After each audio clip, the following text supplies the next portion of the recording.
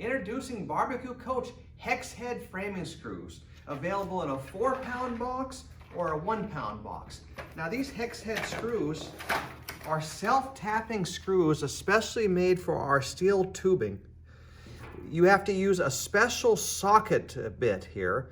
We sell the socket bit separately, or you can buy your socket Home Depot, or maybe you have it in the toolbox. But it's nice to order with your screws here for a perfect fit. Now, a lot of people want to know how many framing screws they're going to need per their island. I would say if you have, for instance, an 8-foot frame like this one here with no backsplash or anything, you might get away with 1 pound and maybe like a grill and a door and a drawer, a fridge. 1 pound will probably be enough.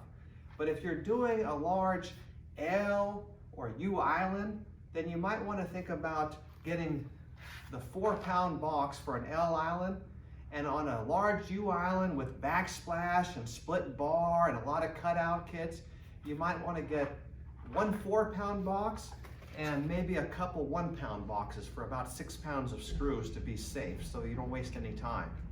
Now the socket is sold separately, so that's found in our needed extras department, or you can just get one at your local hardware store. Thank you very much.